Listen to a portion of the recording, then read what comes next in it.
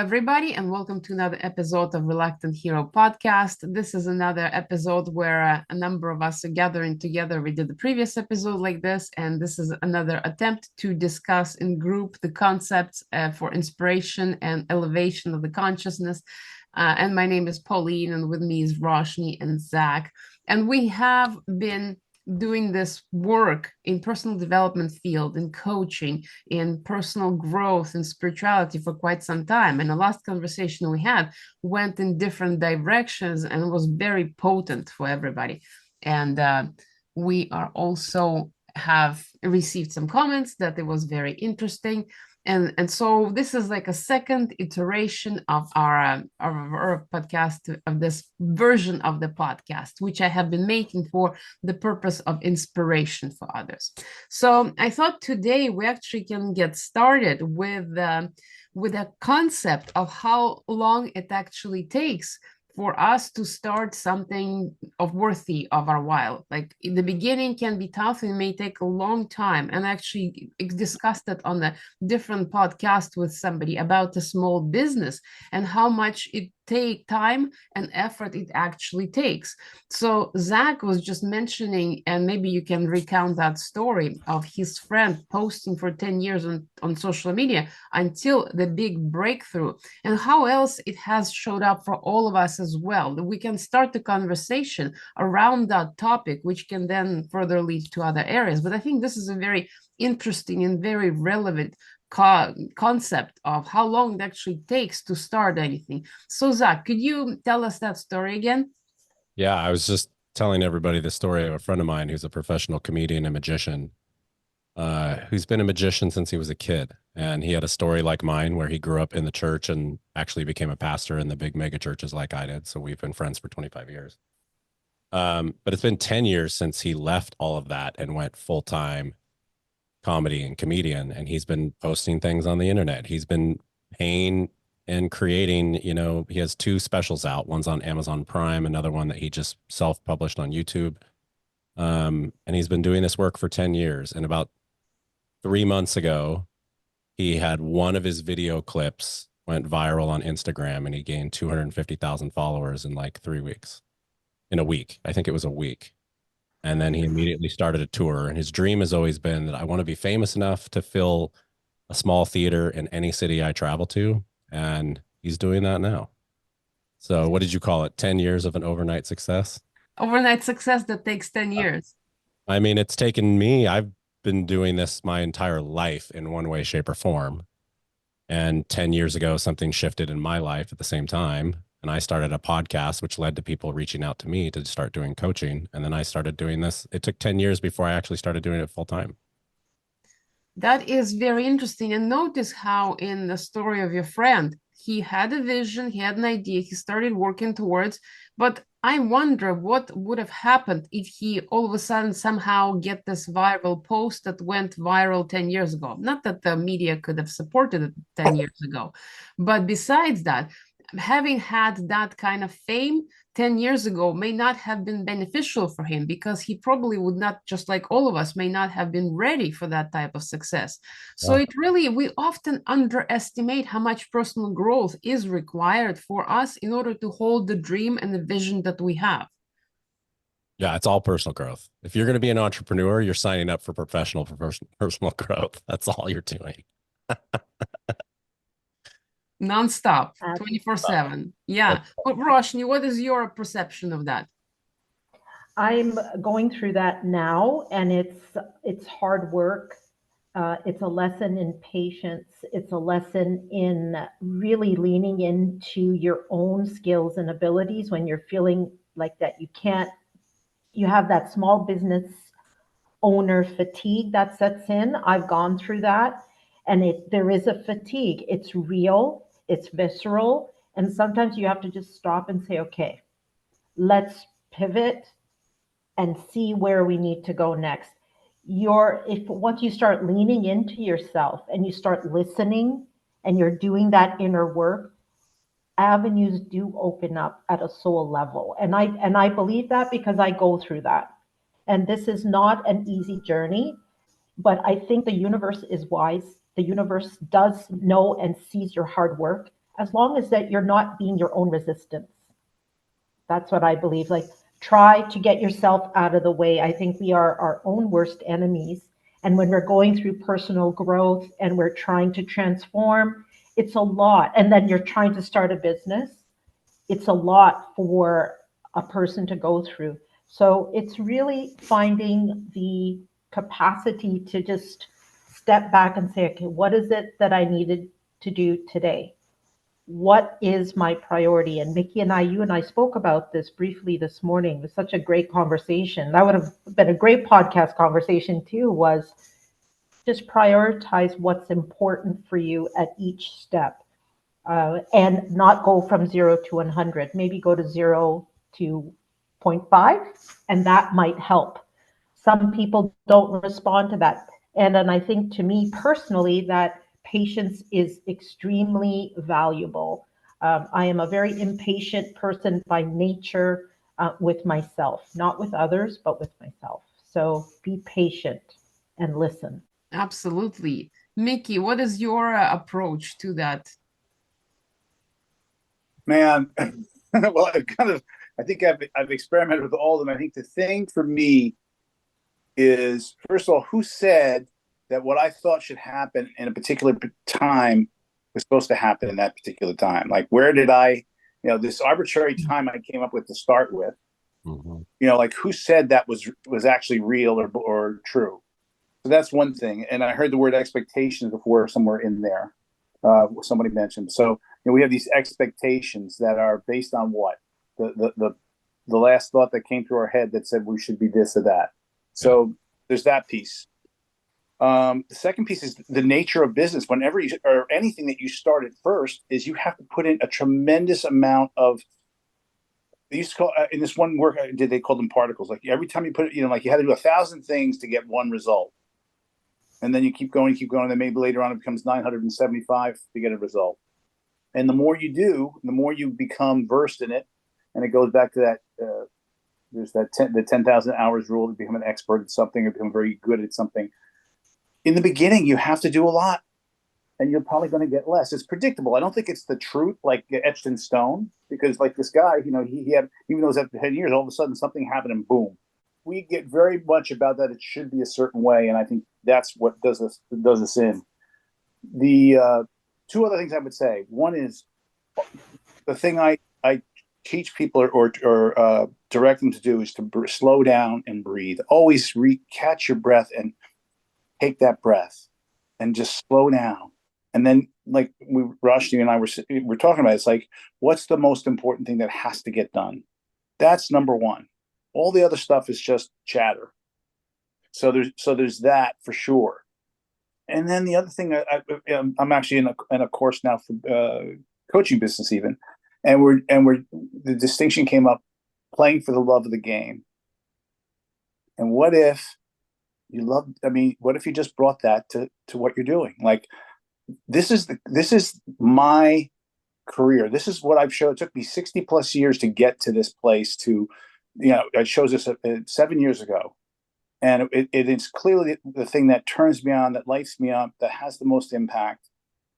And what I've discovered along the way in worrying about getting these things right and trying to be this and trying to be that when I'm with someone in a coaching conversation or meeting someone and connecting with them, I'm going to place peace, because that's at the end what I want to do the things that you do best. And all, as I speak, these are all things I hear now in business, like, do the things that you do the best and get other people to do the other things. Now, it's not always easy to do that in the beginning because you have concerns about money and all that. But there's a real truth in that if I'm being in front of somebody and coaching them and having impact, and part of what I do in my work is I invite people to sit with me as a complimentary session. I get to experience what I would as if they had hired me, and they get to experience what they would get if they hired me. And that's where the magic is for me. That's why I'm doing this, because I would have killed to have someone have a conversation with me in that form so that I could get through places where I couldn't see something. So I think I've said a lot of stuff there, but ultimately do what you love to do. Spend the time on that, and you'll see that the other stuff is not as important. and then as you what I found for myself is I do more and I have more times where I'm enjoying what I'm doing and not worrying about what I'm not doing or I don't do well. My day-to-day existence is better, and then my head is clear and I make better choices, and I'm a better coach, and I connect with more people, and my life is better. And isn't that ultimate currency, like the experience of life that we have? Yeah. Yeah, it's beautiful. I think there's a big factor too. I love, Mickey, everything you said. I resonate with it, right? What we do as a whole is a soul-based business, and I like using Harry Potter terms a lot. So if you do Harry Potter, you could use muggle marketing techniques all you want, but at the end of the day, we know how the quantum field works. You're going to attract who you're supposed to work with at the time you're supposed to work with them. So it's great to put yourself out there. But that being said, I think it's easier to be in that space that you're talking about when we have our, the Maslow's hierarchy of needs met in a certain way, right? And if we go at it backwards, I think Pauline and I were just talking about, she's like, yeah, I'm doing work over here and I'm doing work over here to, to supplement, to do whatever. And that's what we do. Like it's important to take care of yourself first. Like that's like coaching rule number one. That's life rule number one. So it's like, we can't coach anybody else or help anybody else if we're stressed out about where our money's coming from at any given moment. So there has to be a place of like, of the needs taken met in one, and it's both energetic and psychological, right?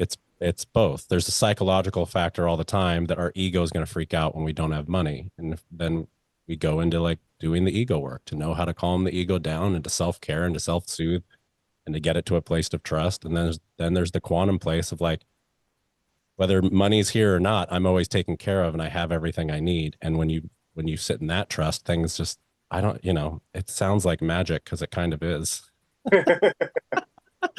But yeah, I mean, it's tough to do all that when you're like, I don't know how rent's going to be paid tomorrow. I don't know how food's going to be on the table tomorrow. What you really said, it's magic. And I think that is our default position. And all the things we've used to help discern things, which are valuable and have truth in them, but are not necessarily the truth, ultimately. Yep. It is magic. We live in heaven, man. Yep. We don't know it. Right. No, that's it. You're absolutely right. There's the invisible truth. Yeah. Yeah, absolutely. And there is an element of a surprise in a way that we like the surprises that we like, the surprises that we don't like, we call problems. And so within that realm of kind of unpredictability and magic, we always seem to step with one foot in that magic and one foot into that realm of disbelieving, because it keeps us safer, because it keeps it more predictable, and keeping a hold of the problems also remains us kind of more predictable. If I have this problem, I know exactly how it's going to go, and I have reliance on that problem to give me consistency and certainty. So that's one of the things that we as humans often do. But one of the things that really jumps into my mind is like how, imagine a Michelangelo who was creating such amazing works of art, but I believe they had benefactors. The Renaissance painters who became famous, who became great, they had huge benefactors who requested their work to be done on the cathedrals on a large scale basis. So their needs were taken care of. That Maslow hierarchy of needs was done. So if somebody is highly creative, but they haven't figured out how to take care of their basic needs, their creativity is always going to be hindered until they figure that piece out. So I think that plays a huge role in understanding that starving artists cannot really make great works of art, in my opinion. Or the opposite. It's like literally the suffering creates the greatest art ever. So I've actually asked a number of creatives, a number of artists, that concept that the misery makes better art. And I've heard quite a number of opinions that it doesn't. That yes, you could channel your pain into a work of art, but it much better is when you are actually channeling joy and passion and For sure. positive emotions into the works of art. So there is that prevalence. And I used to think that misery creates, but all of this artwork, for example, that was not created through misery, that was created through inspiration. Yeah. So there is a dual approach. We are living in duality. So yes, and both, or that exists in this world. Yeah. Every great piece of art that I've made in my life has come from my pain. All of them. Every single Wow. one. All of them. Everything I do is because of the pain I've gone through. But that's my Wow. journey, right? Like that's my journey of alchemy. It doesn't mean that it's everybody's, right? But it does, and what gives me great authority with my clients is because of my pain and because I can empathize with what they are. I'm not talking about a painting per se, but a writing, a book. Every comedian you talk to, they're often very hesitant to get into therapy because their comedy comes from their pain. It's like the beauty of the gold. It's like, I don't know. Did we talk about this last time? I can't remember, but that Japanese art form of like, you don't throw away a broken vase. Now, on the flip side, on the quantum level, joy is what creates. See, that's a duality because yeah. pain catalyzes. Well, Pain yeah. creates catalytic reactions that propel things forward. Yeah, that's But it. joy also has an effect. Yeah, it's beautiful. I don't know why I keep feeling this, and maybe this is a topic for us to discuss, but I often get these deep, whatever. I'm a deep guy. If you guys know me, I'm very, very deep. I've yet to find a partner that can submerge the depths as much as I can, which is fine. They don't need to. But I had this thought, and this was about pain in particular and hurt and trauma that we go through. You know, I've been through lots of narcissistic abuse and different things that I've recovered from and come through. But here's what I wrote, and maybe we can apply it to this: is perhaps we're not hurt by what people do. We're hurt because our attachments didn't match their actions. This doesn't negate the point of accountability, but wouldn't it be better if we all learned how to live free of attachments instead of wishing for accountability to right our wrongs? Being free of attachments is empowering. Waiting for accountability is hoping codependency will save us instead of saving ourselves. And for a lot of people, I know that would be a very, very controversial thing to say because they're so high on the part of advocacy of like people need to be held accountable. And that's not what I'm saying, believe of, or that we should get rid of because it has a part to play in the universe. But what I am saying is even in the works of what we're doing, Mickey said it earlier, of like, who am I to set expectations of how anything is going to happen or roll out? And when I do, that's when our ego creates an attachment to it. And that's what creates our suffering. Yes. Right. And that's the roller coaster. Your passage is triggering me in a good way. And deep is good because deep questions, deep is coming from a place of self-worth. It's coming from a place of love as well. This morning, and I don't know why, before I spoke with Mickey, I had a thought about standing on a cliff and just opening my arms and just jumping and just trusting that I'll land somewhere. Where does surrender come into everybody's story? The idea of just surrendering to what is in this moment, that going back to that metaphor of me jumping, that I knew I was going to land somewhere. It's not about putting myself at risk. Okay, risks is how you grow. But when you jump like that, where can someone lean into themselves and surrender and understand that there is a bigger plan in place? I think a question that's almost unanswerable. I think it's different for everybody. But you're speaking to if this is heaven, if this is, I mean, we're all designed to be here, and if everything is designed to be works, why would we resist? I don't know that there's a when. I think it's like we all come to it in our own time, in our own moment, and because we're in it, we go in and out because we just then start thinking, and as soon as we do well, we have an expectation. Then it's going to be this. I, I don't know that there's a question in there. I don't know that that's the one that give us anything because it's the quantum. You can have any number of possibilities unending because it's that many. But there's something in that that we could hone. It's a beautiful question, beautiful prospect of we are in this reality. It's the best time on earth, really, if we really consider the circumstances and situation. It is practically a heaven on earth, and yet at the same time, our biological organisms are designed for prediction. They're designed for systematic approach, and they're designed for survival. And so the balance between the spirit and the body, that's what we're navigating the way that I see it. Surrender requires us to be fully in connection to our higher self, with our soul, with our spirit, and that which connects us to the realm of the invisible.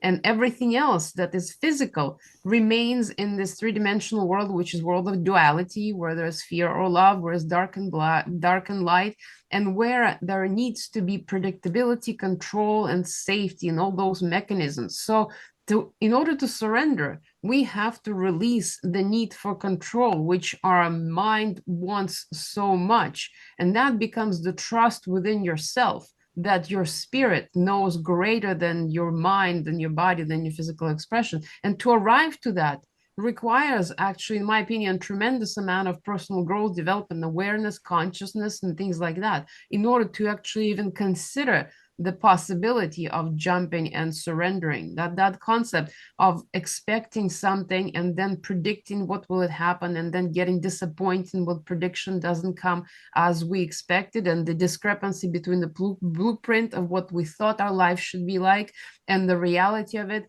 that is the journey of really reconnection with our higher self, the way that I see it. It's different for everybody. I like what Mickey said. I think for some people, it's no work at all. It just fucking happens. I've watched it happen with clients. I've watched it happen with people, right? It's like there are some people that are literally born into this space of the world, and we can come up with all sorts of spiritual narratives as to why, like they've been here a million times, they've done a lot of work in previous lives, like whatever that case may be. But some people get it, and some people resist it harder than others. And at least in the work I do, when usually the ones that have had the deepest trauma are the ones that resist it the most. Because the ego's job is to protect us. And because they have deep trauma, they have huge protective mechanisms in their ego. And the ego is what's always trying to remain in control and trying to predict what's happening and trying to like make something, of whatever. It's that ego narrative. And when surrender happens, from what I've seen and experienced in my life, and then in the life of clients, surrender happens when we get to a point where the ego actually trusts the authentic self to take care of it. And that is where some of the work happens, but it's not laborious. It's just a process of getting the ego to trust so that it can let go. And but yeah, it's different for everybody. But that resistance is the deeper the wound, the higher the resistance, because our ego is fighting to protect. And it is scary. Like everything's scary, even after doing the work. What happens after the work, once the ego surrenders, what happens? You have expansion and you see growth. And then what does that lead to? Fear. So the expansion is fear. So the whole process of letting go is this idea or this reality of like, I don't want to belittle it by saying nothing fucking matters. Like you get to this place of like, of it all just is, and I get to be like, what being comfortable in discomfort is realizing none of this really matters. It's very nihilist, I get it, but none of it matters. I'm feeling this right now. I'm feeling this. I'm going through this right now. All of it is this place. The surrender is like, all of this is happening, and guess what? It doesn't matter. We'll get through. There's a reason for it all. Go ahead. Tell your chin. There's somebody said to me once, what if, first of all, fear is totally appropriate as part of what protects us. Yep. It's actually Now there's two levels, at least two levels. For the sake of this conversation, I'm going to say there's one that comes thought driven, and there's one that's visceral when you know when it's true danger. Like there's a saber-tooth tiger around that rock, or there's a guy with a big club ready to get you. But a lot of the fear that we experience is up here, and it's created by a misunderstanding of the events that are unfolding. And so we get caught up here so much, which is why I try to always get people back down here. Right, exactly. Because this is today's fear is looking bad in front of people. Today's fear is, oh this customer is going to leave. We have the fear levels. Our assignment of fear, because there's so little of it in many of our lives. Real danger. It gets put to lesser things, and that's all we know. So then we keep responding to that, and because the way the body works and the mind works, to my understanding, is the more we feel, the more we experience that's not really there, and the brain can't fix. Yep. Keep re-experiencing it because it's still there. So we get on that hamster wheel. Yep. So to me, it's always get my attention from here and come back in here. Yep. And this will tell me. The old sayings: do you feel it in your bones? Do you trust your gut? Do you listen to your heart? Those they're not just throwaway. They were talking about wisdom, and that lives in here. So that's what I try to do myself, and I work with my clients, and that's the big discernment.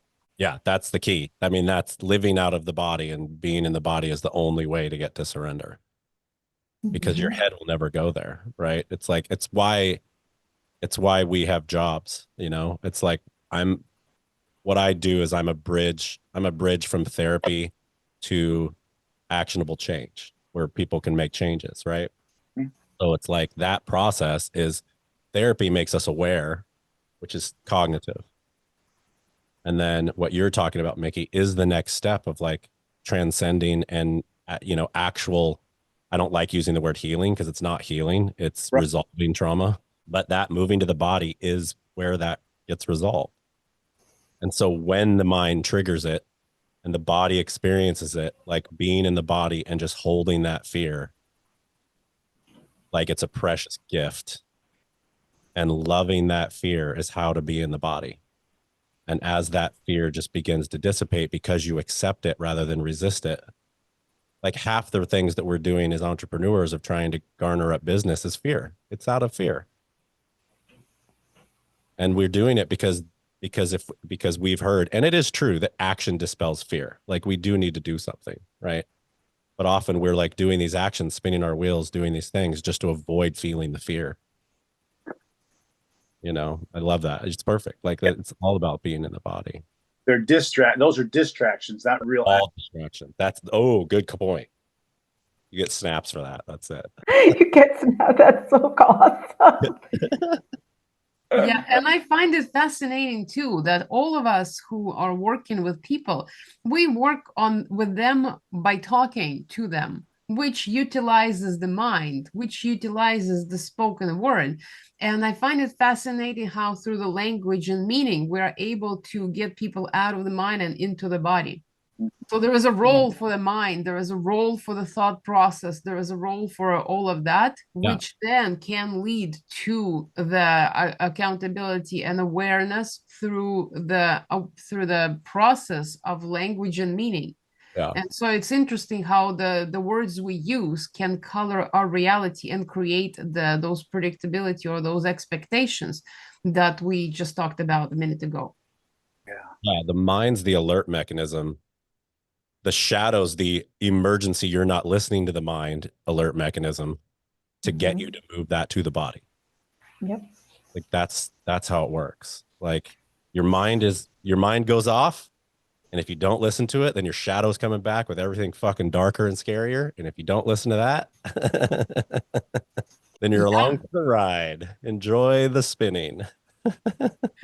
Yeah, and so that's kind of how I see the resolution of those inner conflicts exhibit themselves, and the surrender process happen through the awareness, and then possibly vocalizing or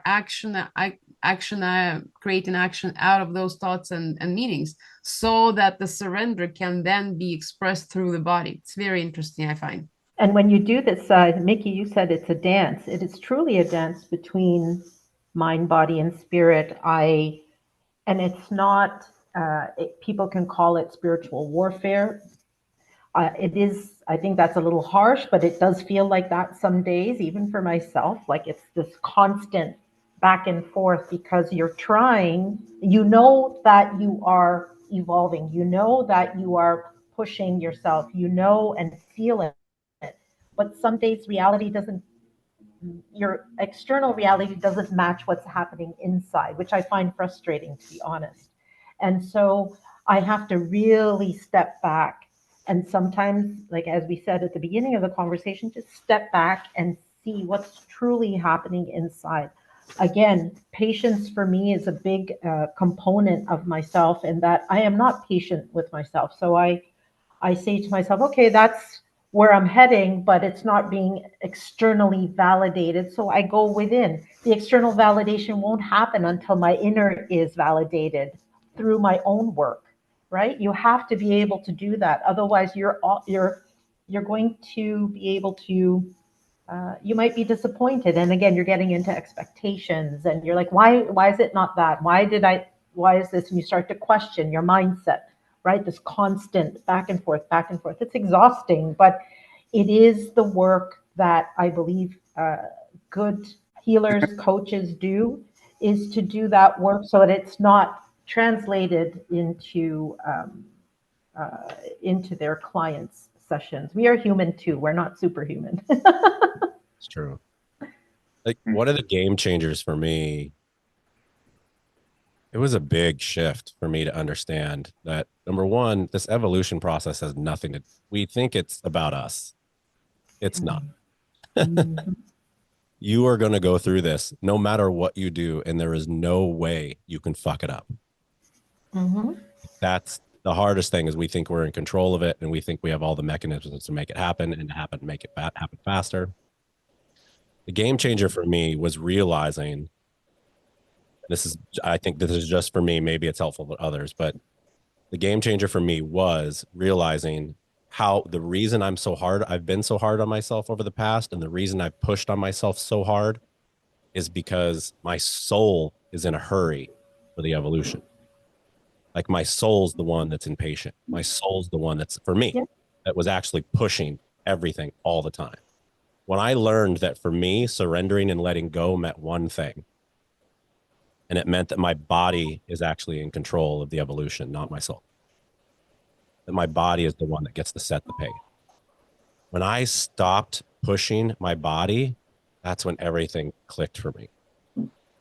Because it's like my body sets the pace. When my body's ready, that's when we go. If my body's not ready, it will resist. Yeah. And it will fight. And it will, because I'm always trying to push it. Like, let's go. Yes. That's been the surrender for me, letting go. That's what it was, a huge game changer for me. It's like, all right, my soul's not in charge, so you get to chill out, brother, and Yeah. you get to sit back and watch it happen. And then things start happening, and you're like, look what I did. And you're like, no, you didn't do shit. All you did was stop pushing. Which you did do something, right? You did create that. You did make it.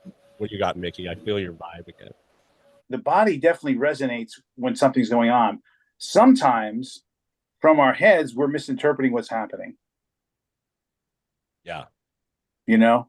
All the time. So that was the only thing I was to say about that. You know, it's like we create all this meaning for everything in every moment. Yeah. And I woke up I've had this happening twice. I woke up one night in the middle of the night, and I was quaking from the top of my head to the tips of my feet.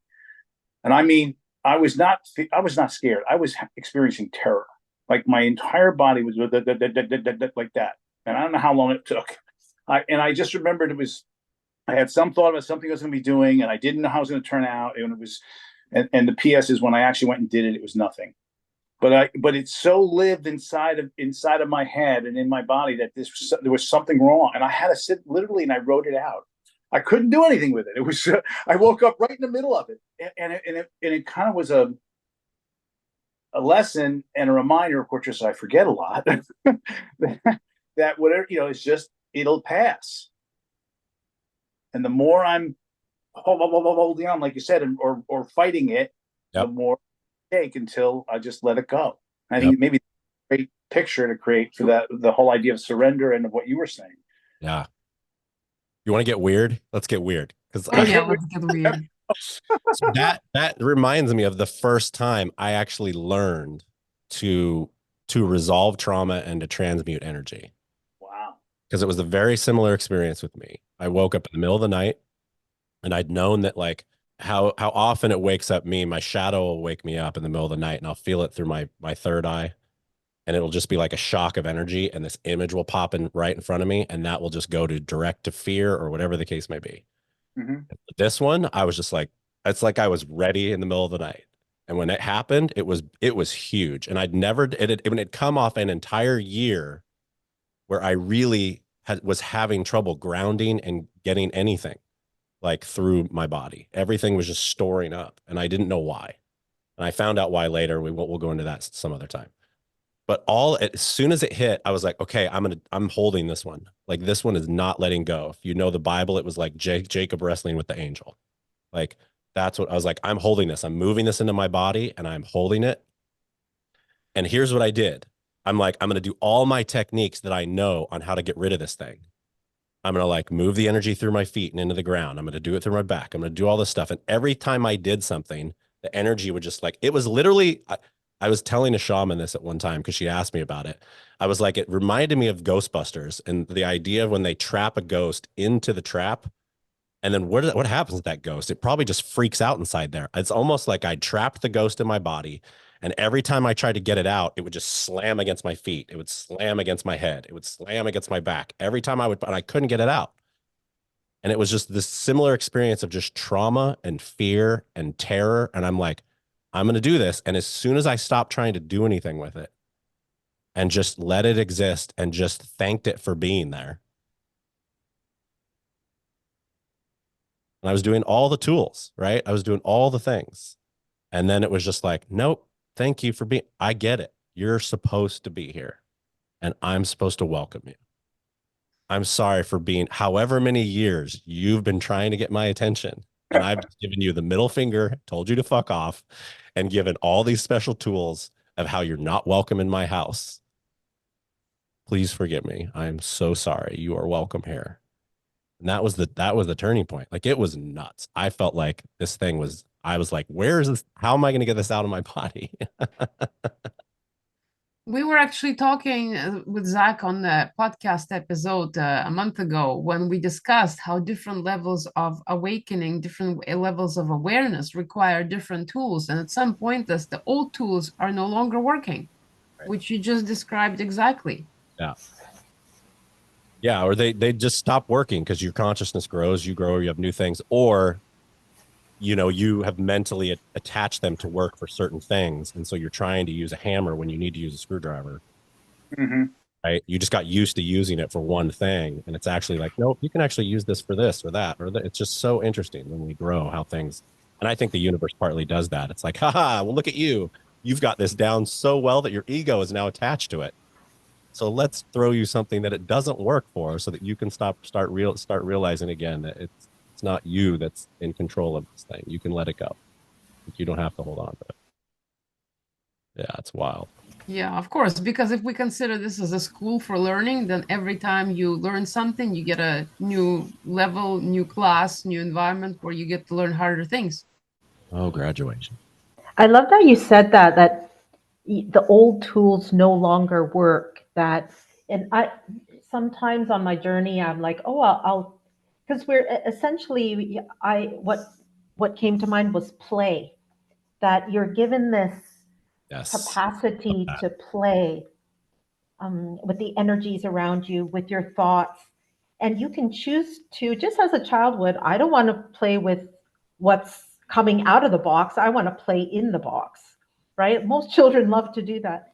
The idea of play is so strong here for me, because when you learn to play, you can stop playing with what you don't want, no longer need, and no longer serves what your higher good, your highest self.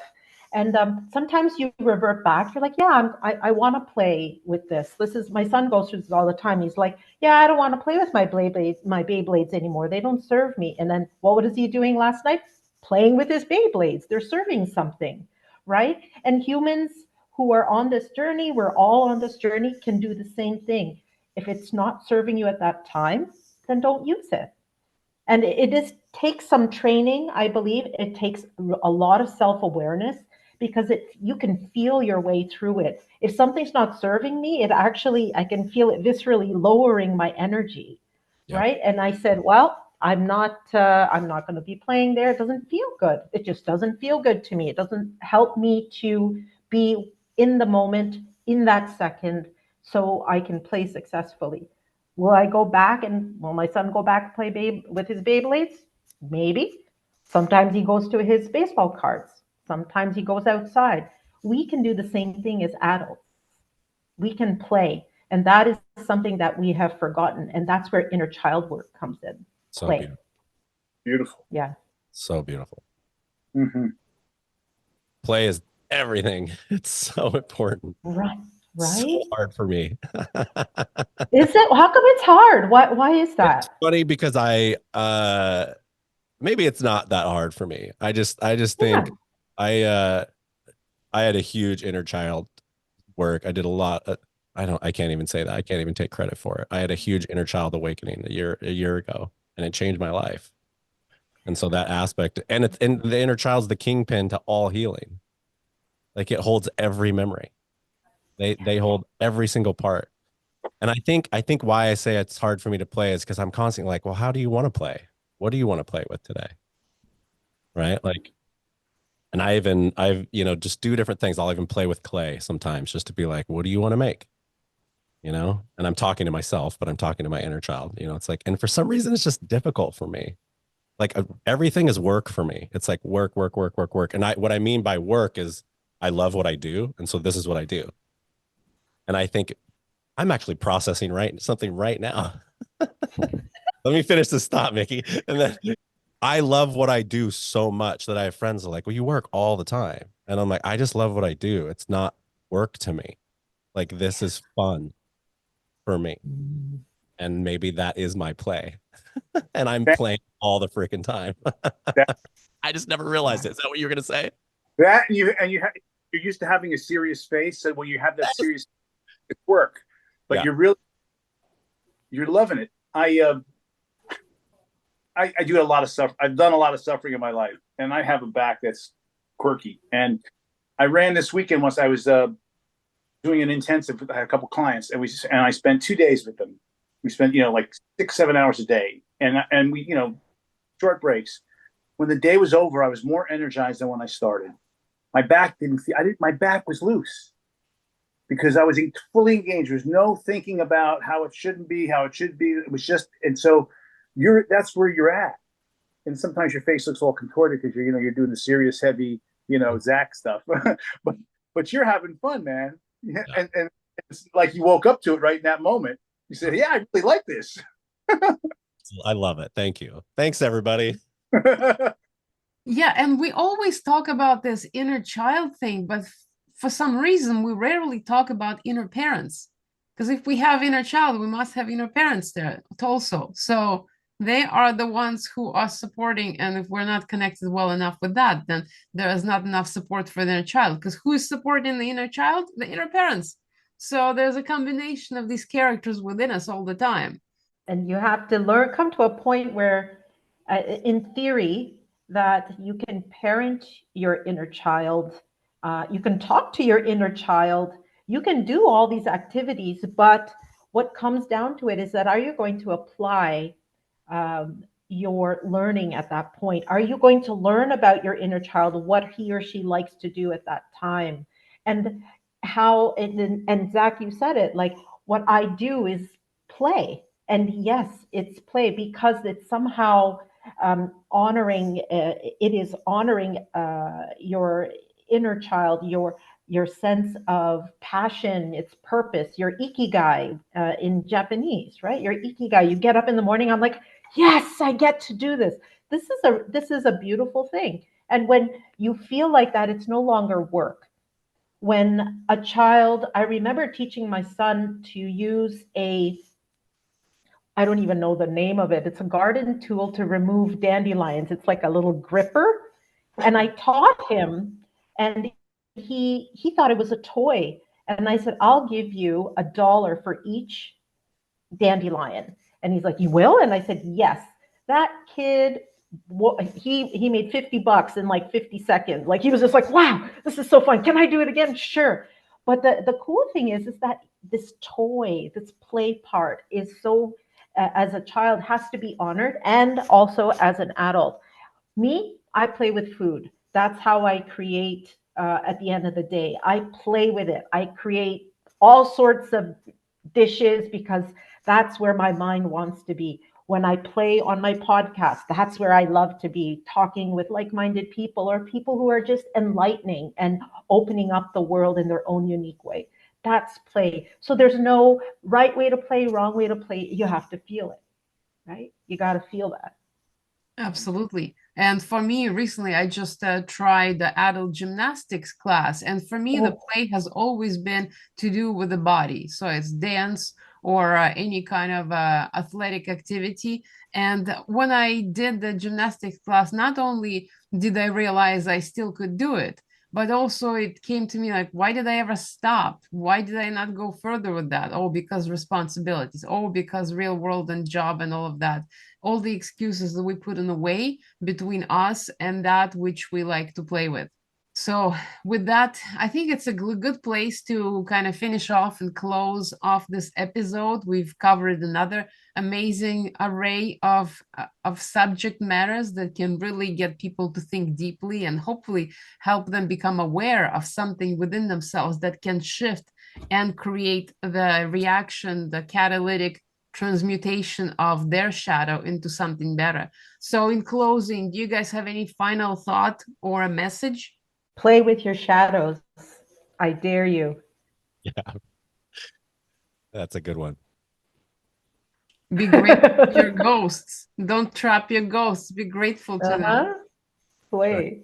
I don't know what I'm going to say. I'm just happy. I'm just playing. I'm just happy. That's so beautiful. That's actually a really big relief for me, right? Like to realize I just play all the time, and I didn't even think about it. It's big. So beautiful. That is beautiful. Well served by you all. Thank you. Yeah. That is amazing. That is what happens in conversations and in containers where people feel safe enough to express themselves. They're able to reach the level of knowledge that then provides clarity that is essential for some kind of puzzle piece to fall into place. So beautiful. Lovely. Well, final words, Mickey? You know, I think it's all been said. Play, surrender, dance, fun. I mean, it's not that complicated. Yeah, there it is. Make it complicated like I did with, like, I don't know if I'm supposed to play. Like, what? Well, it's like the biggest saying that I've heard from shamans. If somebody used to come to a shaman in the village and they would complain of depression, the shaman would ask them, when did you last dance? Where did you last sing? Where did you last spend time in nature? Wow. So So beautiful. Really grateful for you all. Thank you so much for offering your spirit, your soul, your journeys. I'm so thankful for all of you. So wishing you a beautiful day ahead. yes, thank you, everybody. And thank you, everybody who was listening or watching. Once again, let us know if anything resonated with you so we can make more of like stuff. Thank you, Pauline, for hosting. Take care, everyone. Thank you. Bye. Bye now.